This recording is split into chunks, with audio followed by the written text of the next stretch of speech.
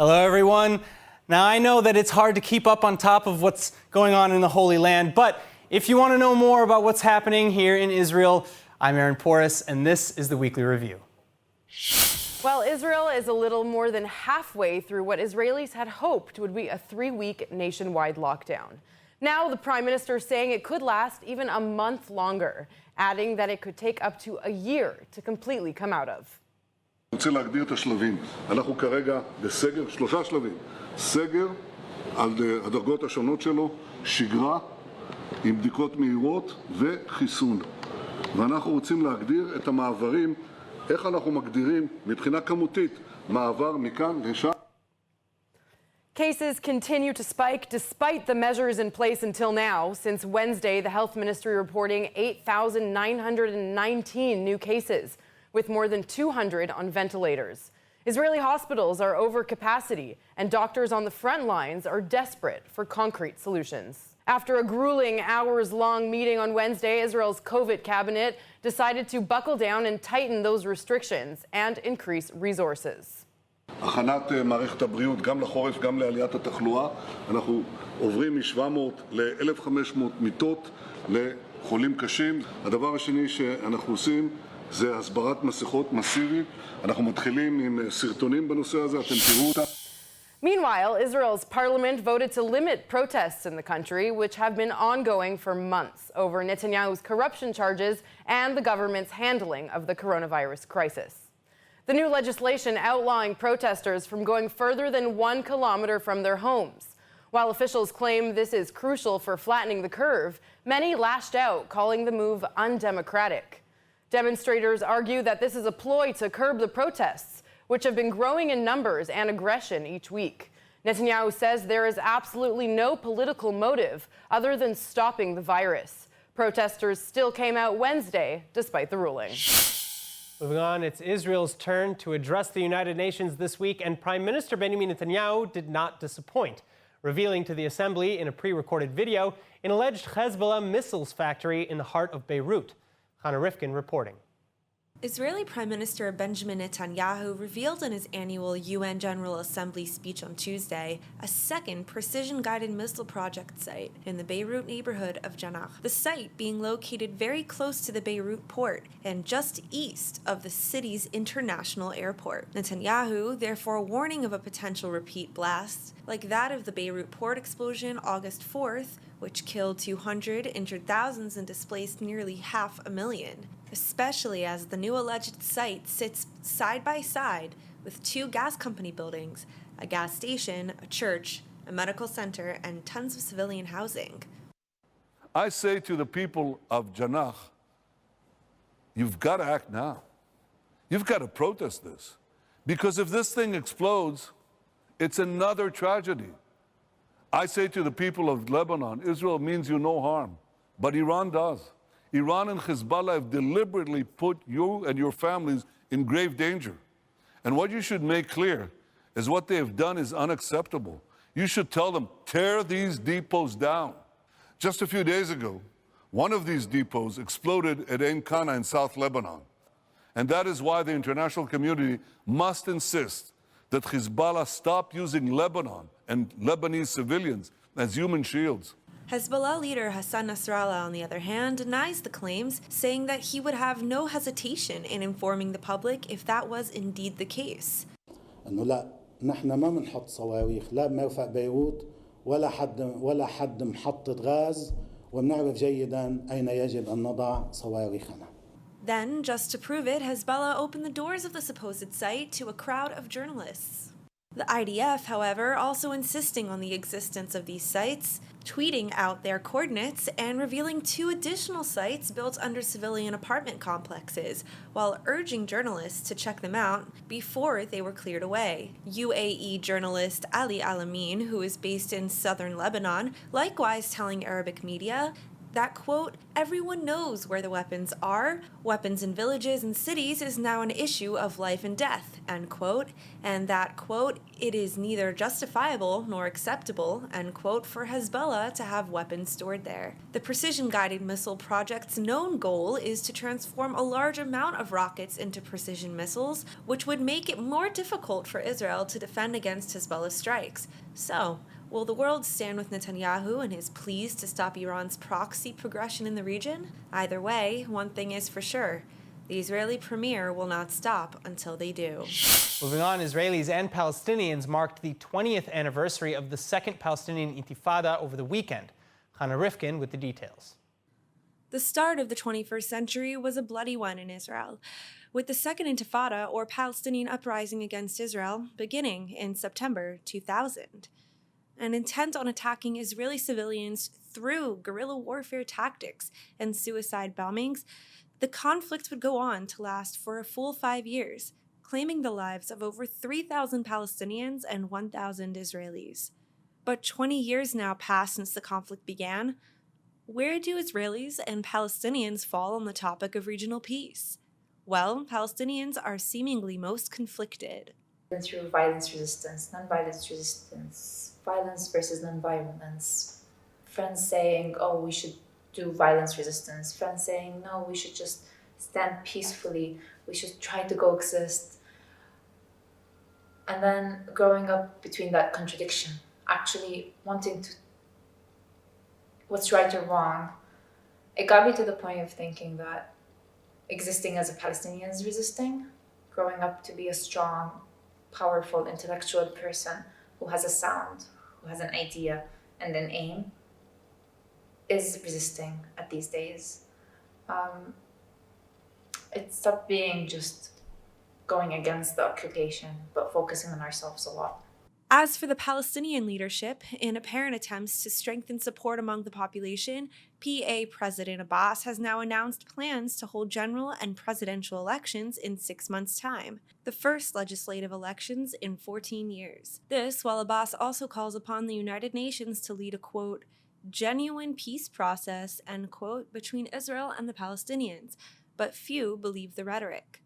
Israelis, on the other hand, mostly remember the roughly 10,000 armed Palestinian attacks, which shook daily life in the Jewish state for half a decade during the Intifada. And such attacks have left scars on the Israeli population's outlook, with many having since shifted to the right, that is, more towards supporting Israel's continued security operations around Gaza and in Judea and Samaria or the West Bank. Further, with the passing of the recent Abraham Accords between Israel, the UAE, Bahrain, and the United States, more Israelis than ever are agreeing with the idea that peace with the Palestinians can and will likely come through peace with other Arabs in the region. And the Jewish high holidays are not over just yet. Tomorrow is the eve of Sukkot. The ultra-Orthodox sector of Israel have fought against holiday restrictions, and according to a top health official, 1/3 of Israel's coronavirus cases are in the ultra-Orthodox community. The Corona cabinet has also tightened restrictions on praying and gathering in synagogues, so religious leaders had to be a little bit creative this year. ILTV's Hannah Rifkin takes a look at what the holiday of Sukkot means and how to keep our distance while commemorating it. There are several aspects to explaining what exactly the Sukkot holiday is and what it represents. And while we won't be hosting large feasts in our temporary dwellings this year, Jews around the world are still building their sukkahs, or huts in English, and buying their 4 species. The concept of the sukkah, or the hut, is about bringing warmth and comfort from indoors to the outdoors. The sukkah itself, with its walls surrounding us, symbolizes God's protection and his embrace. And according to Rabbi Goldberg from Chabad of Rehavia in Jerusalem, during the pandemic specifically, we find that even though those in quarantine shouldn't be leaving their homes, this is God's way of protecting us. While each of the species have their own characteristics, thus symbolizing different kinds of Jews, the 3rd species, also known as the arava, or the willow branch, has no smell and no taste. This, according to some rabbis, is a reminder to pray for those sick to recover from the virus and to keep in mind those lost. And though Chabad, just like every year, will be bringing their famous Sukkah-mobiles around our Jewish communities. This year, the small portable sukkah holds special significance. So as you guys can see, Sukkot come in all different shapes and sizes. This is actually one of the smaller Sukkot that I've seen. But as Rabbi Goldberg showed us before, it's really easy to fit 1 or 2 people into the sukkah. And especially because of COVID-19, this is going to be a way for people to be able to, spend time in a sukkah. Of course, I want to add, it's really important that anybody who is celebrating the holiday of Sukkot adheres to the important health guidelines, make sure to be with their immediate family, make sure to social distance, because we want to make sure that we could keep the holiday as safely as possible. From ILTV, wishing you a safe and happy Sukkot. Well, in the background of COVID-19, Israel-U.S. relations are as strong as ever, including sharing military equipment. Israel delivered the first of 2 Iron Dome missile defense system batteries to the United States Army. Since signing a deal a year ago with the Haifa-based weapons manufacturer Rafael Systems, Israel's Ministry of Defense confirming that they will be used by U.S. troops against ballistic and aerial threats. In March, the U.S. canceled plans to purchase more of the batteries because of the difficulties integrating them into the existing air defense systems. Congress has given Israel more than $1.5 billion to produce Iron Dome batteries. Well, in other military news, Azerbaijan has reportedly been using Israeli weapons in their latest clash with Armenia. An assistant to the Azeri president confirming the use of Israeli drones to Walla News on Wednesday. While he affirmed the use of the drones, he added he doesn't expect Israel to vocally support the Azeris in the conflict, but that there are many agreements behind the scenes. Now ongoing for almost a week, the heavy fighting that broke out over the separatist region of Nagorno-Karabakh is the biggest escalation in years, and dozens have been killed. Well, hello, shalom, salam. For the first time since the historic normalization deal between Israel and the UAE, an Israeli and an Emirati have teamed up to make music. The song called Hello Friend features Israel's Elkana Marziano and the UAE's Walid Al-Jassim. Marziano is the winner of the 3rd season of the Israeli version of The Voice, and Al-Jassim is a household name in the UAE. The song, written by Israeli Doron Medali and Henry, features Hebrew, Arabic, and English and seeks to convey a message of peace between the 2 countries. يا سلام يا بابا يا سلام يا ماما يا سلام يا سلام كل ولاد بالعالم يا سلام يا أبا يا سلام يا إيمة يا سلام كل يلدي You hear me friend far away You hear my prayer I hear you friend far away I hear you pray. A piece of Jewish feminist history will be donated to a Tel Aviv museum for an exhibition opening in December. Ruth Bader Ginsburg, the late Supreme Court Justice who passed away just 2 weeks ago, had agreed before her death to donate one of her famous lace collars and a signed copy of her autobiography to the Museum of Jewish People in Tel Aviv. In addition to the new exhibit, RBG is also a part of their display called Heroes Trailblazers of the Jewish People, which features profiles and accomplishments of Jewish historical and contemporary figures, including scientists, philosophers, cultural icons, inventors, and athletes. In other news, a unique Israeli test for COVID-19 is now making its way to an airport near you. The rapid SpectraLit screening test for coronavirus is soon set to pilot in 2 European airports, and it's developed by Israeli news site Imaging and the Sheba Medical Center. The test boasts a 95% accuracy rate, and it works in just a few seconds. All the passengers have to do is gargle a special mouthwash and spit it into a tube. And any passengers who are flagged by the test will then be referred to a standard swab test to confirm. But still, in a news site statement released last week, the company insists that tests will be immediate, affordable, and monitored so that airports and airlines can optimize the level of safety by mitigating the risk of COVID infection. Now, speaking of the new peace in the Middle East, the UAE and Israel are eagerly putting their newly signed Abraham Accords to good use, this time through sports. A historic contract has just been signed between Arab-Israeli soccer player Dia Saba and the Al Nassr football club in Riyadh. And the 27-year-old Saba, a striker on the field, signed for at least a 2-year contract with the UAE for $3 million annually.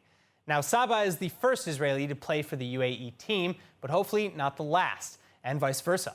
And until now, he's played for the Maccabi Tel Aviv club and the Guangzhou Evergrande Tabao football club in China. In other news, a 2,000-year-old mikveh, or Jewish ritual bath, has now made its way to its new permanent location at the nearby kibbutz Hanaton of the Lower Galilee.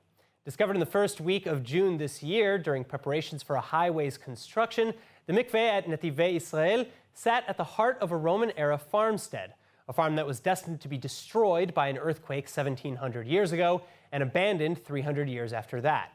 But at any rate, local efforts in cooperation with antiquities officials have now brought the mikveh to kibbutz Hanaton, where the 57-ton artifact will be repaired and put back to use. And finally, while mikvehs are not entirely uncommon to find in the region, this particular bath reveals new insights into Jewish life during the Second Temple period.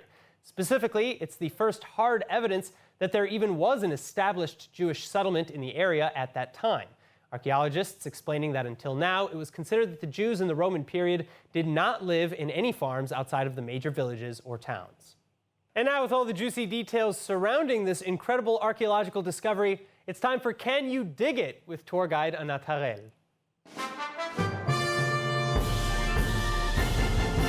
Anat, I love that intro. Thanks so much for being with us. Now, we first spoke to you about this mikveh in Netivei Israel in June when you broke the story with us. And now I really feel like the story is coming full circle. What happened over the past 3 months to get this mikveh moved to kibbutz Hanaton? Wow.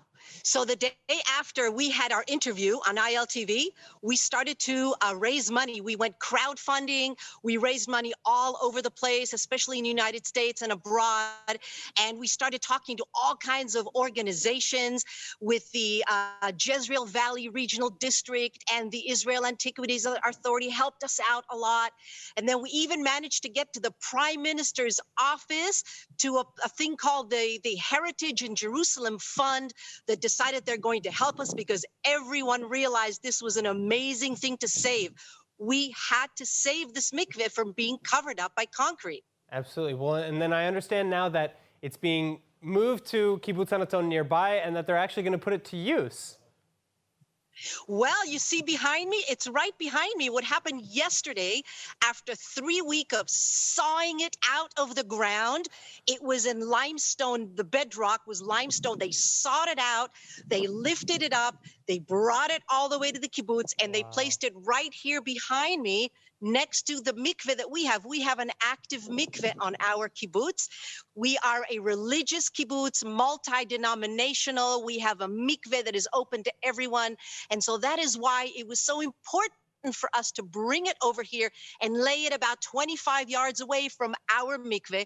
And now we're going to build a little archaeological garden so that we have a current mikveh and an ancient 2,000-year-old mikveh side by side. And yes, the idea is that hopefully one day we can actually refurbish it so that you can have a choice. You can either immerse yourself in the actual active mikveh or in a 2,000-year-old mikveh, the one that's sitting right behind me. Wow. So I am not that religious myself, but I can't wait to come and see it and maybe even take a dip, and experience it for myself. Yeah, you are all welcome. Give us a few weeks. We're going to get this all fixed up. And after the corona, you are welcome to come. I'm so excited. Anat Harel, thank you so much for telling us all about it. And Chag Sameach. Chag Sameach to you. Thank you. All right, in other news, practically the whole world is suffering financially right now with the coronavirus still in full swing. But that doesn't mean that there aren't any opportunities if you know where to look. So here with the latest is Emmanuel Kadosh. Hey, Aaron. So I wanted to talk about an Israeli company that I think everyone should know more about. But before, let's be honest. Who of us hasn't wanted to become a shareholder in a successful, specifically Israeli startups. Obviously. The issue for many people is that they don't know where to start, so smart funding is making it super easy, offering a quick way to invest in some of Israel's leading companies and ventures. All right, so how exactly does that work? Basically, smart funding helps with business development and fundraising for Israeli startups. They make investment opportunities accessible to the general public, but smart funding doesn't just take any company. They focus on value-added ventures for people and the environment. All right, so how do I know that these companies are legit, though? Right, so smart funding is very particular with the companies that they take on, vetting the companies to make sure that there is minimal risk in investment. They evaluate companies' patents, HR, business development, strategy market surveys, and all that good stuff. They do this before adding companies to their roster or sharing them with the public. Wow, all right, so where do we start if we want to invest? All right, so how it works is actually very simple. Basically, there are a few steps. Step one is to visit the smartfunding.co.il website and learn more about the startups. Then submit the contract form to the company of your choosing. From there, you wait for one of their representatives to contact you with, additional details and documents. And finally, the last step is to choose the amount of investment you're willing to make. Now, smart funding is also under Israel's authority's security certification, which means that the entire process is done under regulation and can, of course, be fully trusted by you as the investor. All right, all the T's crossed and I's dotted. All right, so what are some of the startups on the roster? Of course, again, there are a ton of companies to choose from, but the two that really stood out to me was the first is Ella Pharma, which provides a solution for necrosis and is developing an innovative treatment that could potentially revolutionize treatments for heart disease, strokes, and ALS. Ella Pharma already has patents, prototypes, and has done successful clinical trials. So this is actually a really good opportunity to both support Israel and Israeli startups, improve human quality, and earn good money in the near future. And then the second is TopNet, which is a holding company that holds Tavor Hedge Fund and provides a one-time opportunity to be an owner of a holding company. So TopNet has a few hedge funds and is actually growing and planning to open additional hedge funds and investment companies. So overall, it's a very profitable investment. But again, all of the details are on the Smart Funding site. All right, sounds very interesting. Yeah. And well, I think I'm going to have to follow your follow your footsteps in what to invest. How do I earn money on this? So according to Smart Funding, the best way is to wait for the exit once the startup is migrated to a big company or IPO or initial public offering. However, you can also sell your shares whenever you want as the company value is growing. And also, some companies at a certain point can distribute dividends to their shareholders, which is, of course, a great way to earn money as well. Wow, all right. So it sounds like everyone should go and check out this site. Right. Again, you mentioned that it was smartfunding.co.il. Right, smartfunding.co.il, and you have to just choose your preferred startup and submit the form, but make sure to act fast because the numbers of investors are, of course, limited. All right, Manuel, thank you so much. Of course. And that's it for ILTV's Weekly Review. I'm Aaron Porras. See you next week.